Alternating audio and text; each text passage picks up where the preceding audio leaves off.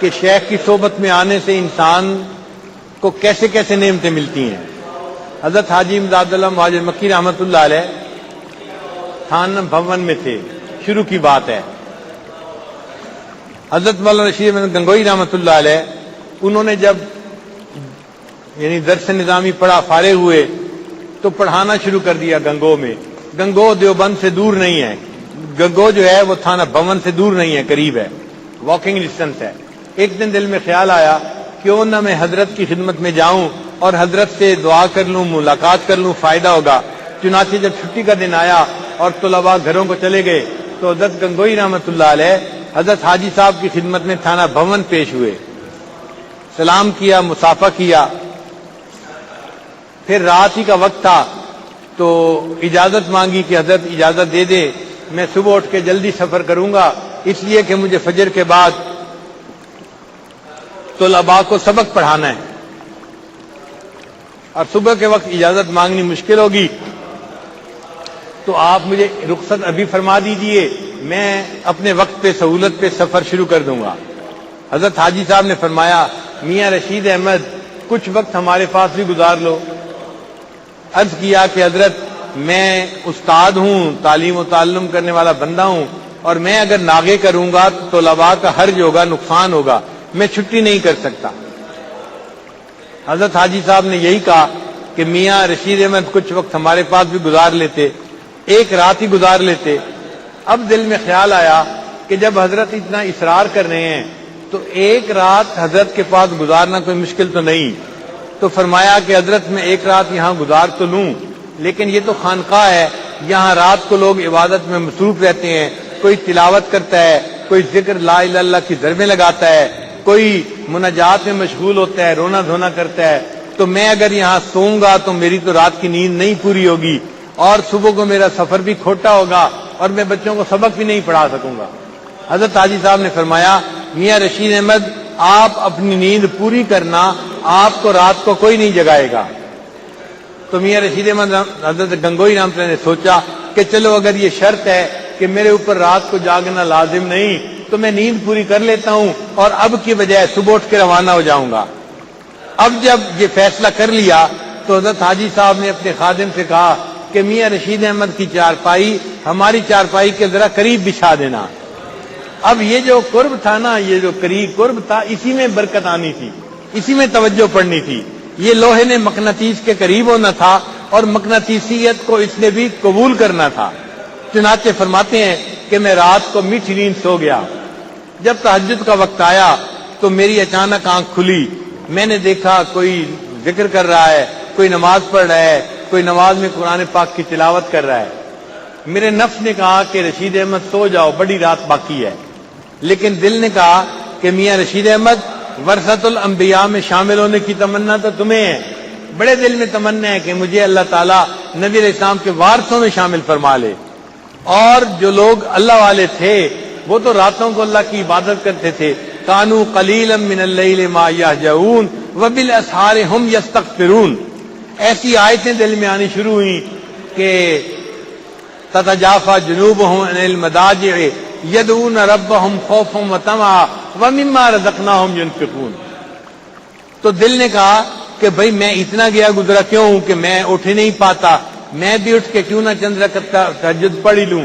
فرماتے ہیں کہ میں ہمت کر کے اٹھا، وضو کیا اور میں نے چند رکعت تہجد کے ادا کر لیے۔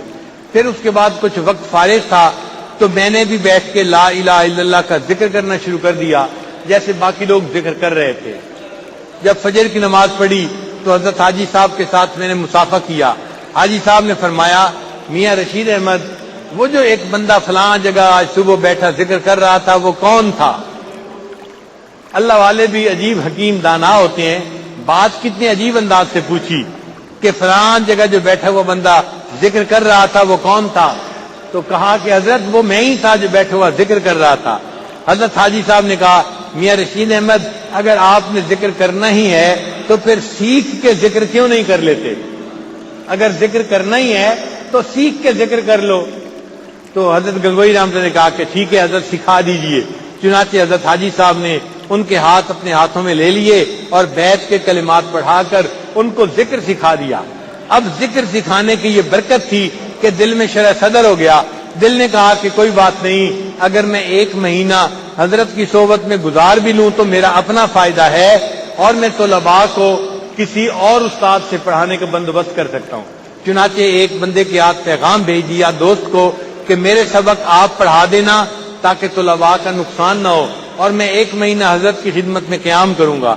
یہ جو 1 مہینہ حضرت حاجی صاحب کی خدمت میں قیام کیا، اس 1 مہینے نے زندگی کو بدل کے رکھ دیا. اس 1 مہینے میں جو صفات تھیں وہ حاجی صاحب سے قلب سے ان کے قلب میں منتقل ہو گئیں. چنانچہ نفس پامال ہو گیا اور اللہ تعالیٰ نے ان کو نعمت یعنی نسبت کا نور عطا فرما دیا. پھر حاجی صاحب نے ان کا امتحان بھی لیا کہ 1 مہینہ صحبت میں رہنے کے بعد کیا ان کا نفس مرا ہے یا نہیں مرا. اللہ والے جو نسبت اصلاحی ہوتے ہیں نا، اس میں سالک کی اصلاح اس طرح سے کرتے ہیں کہ پھر اس کو آزماتے بھی ہیں کہ کیا یہ امتحان میں فیل ہوتا ہے یا پاس ہوتا ہے. تو حضرت حاجی صاحب نے ان کا امتحان لیا. امتحان کا طریقہ کیا بنا کہ حضرت مولانا فضل الرحمان گنج مراد آبادی رحمۃ اللہ علیہ تشریف لائے تھانہ بھون. تو حضرت حاجی صاحب ان کو لے کے اپنے ایک مرید کے گھر دعوت کے لیے گئے. مرید نے 2 مشائخ کے آنے پر خوشی کا اظہار کیا اور اس نے کئی درجن سالن بنوائے مختلف قسم کے کہ معلوم نہیں طبیعت کو کون سا پسند آئے، جو پسند آئے گا وہی نوش فرما لیں گے. تو کئی درجن پلیٹیں اس نے سامنے رکھیں.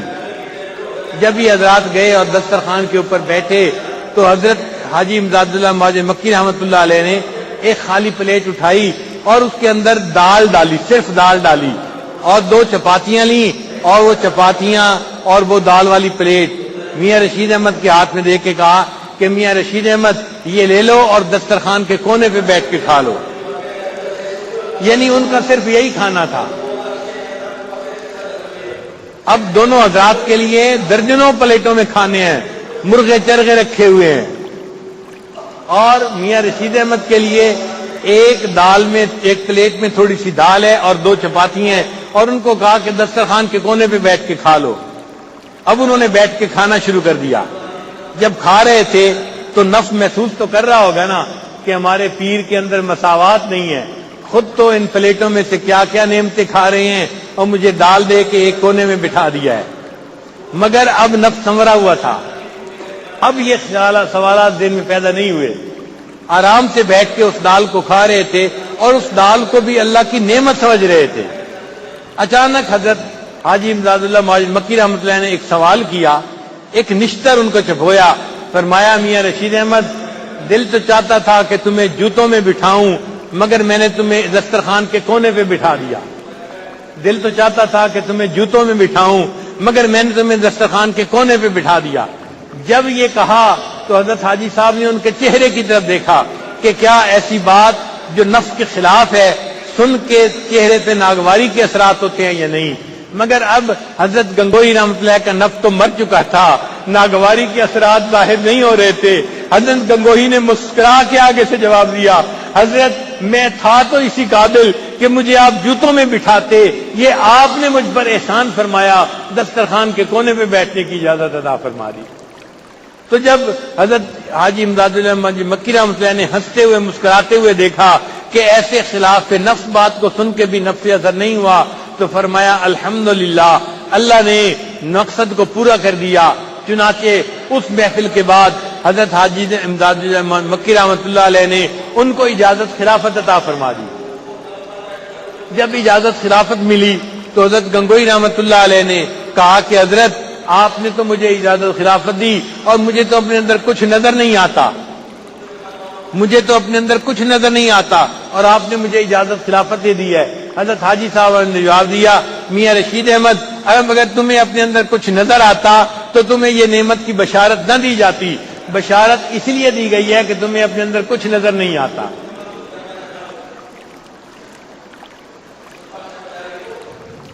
پھر حاجی امداد اللہ مکی رحمۃ اللہ نے حضرت مولانا رشید گنگوئی رحمۃ اللہ علیہ کو واپس بھیج دیا. حضرت تشریف لائے اور پھر گنگو میں آ کے طلباء کو پڑھانے میں مشغول ہو گئے. 1 سال تک اپنے مدرسے میں ہی رہے. پھر دوبارہ حضرت حاجی صاحب کی صحبت میں نہیں جانے کا موقع ملا. مگر اس 1 سال میں جو اذکار اور وظائف بتائے تھے اور جو شیخ کی غائبانہ توجہ تھی اس نے ایسا اثر کیا کہ دل کی حالت کو بدل کے رکھ دیا۔ اللہ کی شان دیکھیں، 1 سال کے بعد پھر اپنے شیخ کے ساتھ دوبارہ ملاقات کا موقع نصیب ہوا۔ اب جب ملاقات کا موقع نصیب ہوا تو حضرت حاجی امداد اللہ موجود مکی رحمۃ اللہ علیہ نے ایک بہت ہی پیارا سوال پوچھا، میاں رشید احمد یہ بتاؤ کہ بیعت ہونے سے پہلے اور بیعت ہونے کے بعد تمہیں اپنے اندر کیا فرق نظر آیا؟ بیعت ہونے سے پہلے اور بیعت ہونے کے بعد تمہیں اپنے اندر کیا فرق نظر آیا؟ تو حضرت گنگوئی رحمۃ اللہ نے تھوڑی دیر سوچا اور سوچ کے کہا کہ حضرت مجھے اپنے اندر 3 فرق نظر آئے۔ پوچھا کون سے؟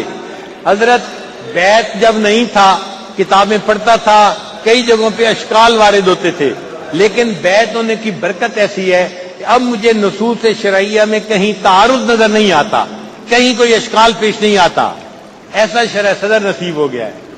حضرت نے فرمایا بہت اچھا۔ کہنے لگے دوسری تبدیلی یہ نظر آتی ہے کہ اب مکروہات شرعیہ میرے لیے مکروہات طبعیہ بن گئی ہیں۔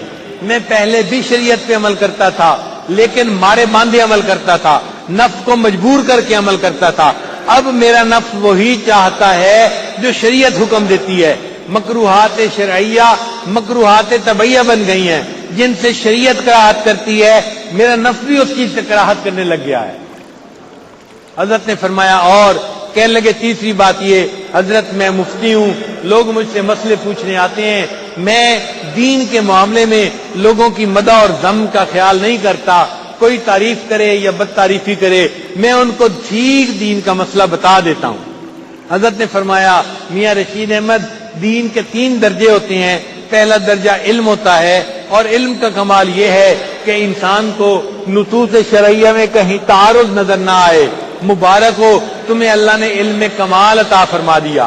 اور دوسرا درجہ عمل ہوتا ہے اور عمل کا کمال یہ ہے کہ مکروہات شرعیہ مکروہات طبعیہ بن جائیں، اللہ نے تمہیں عمل میں بھی کمال عطا فرما دیا۔ اور تیسرا درجہ اخلاص ہوتا ہے اور اخلاص کا کمال یہ ہے کہ دین کے معاملے میں لوگوں کی مدح اور ذم برابر ہو جائے، اللہ نے تمہیں علم میں بھی کمال عطا فرما دیا، عمل میں بھی کمال عطا فرما دیا، اخلاص میں بھی کمال عطا فرما دیا۔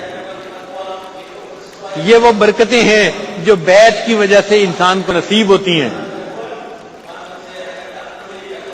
پھر اس کے بعد حضرت مولانا رشید احمد گنگوئی رحمۃ اللہ علیہ کو اللہ رب العزت نے وہ فقاہت عطا فرمائی، وہ علم عطا فرمایا کہ ان جیسا فقیہ پھر ان کے زمانے میں کوئی دوسرا نظر نہیں آتا۔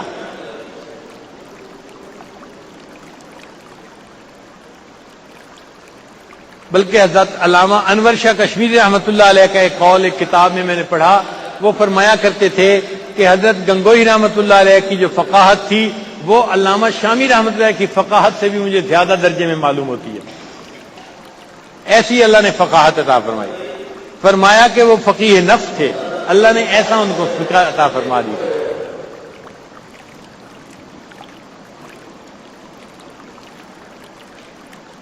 تو اللہ والوں کی صحبت میں وقت گزارنے سے انسان کے اندر یہ جو خوابیدہ صلاحیتیں ہوتی ہیں یہ اجاگر ہوتی ہیں، یہ حسن انسان کے اندر موجود ہوتا ہے، وہ اللہ والوں کی محنت سے ظاہر ہو جاتا ہے، پہلے بند ہوتا ہے نکلتا نہیں ہے۔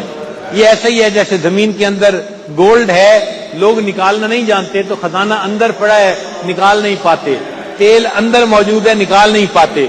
ہر بندے کے اندر اللہ تعالیٰ نے صفات کو رکھا ہے، الناس معادن کمعادن الذهب والفضہ، سونے اور چاندی کی کانوں کی طرح انسان بھی کانے ہیں، مگر ان کی جو خوبیاں ہیں وہ نکل نہیں پاتی، ان کو نکالنے کے لیے اللہ والوں کی ضرورت ہوتی ہے۔ جب ان کی صحبت میں آ کے رہتے ہیں وہ ان کے دل کے اوپر ایسا اثر کرتے ہیں، اندر کی صلاحیتیں باہر نکل آتی ہیں اور انسان ان نعمتوں سے فیض یاب ہو جاتا ہے۔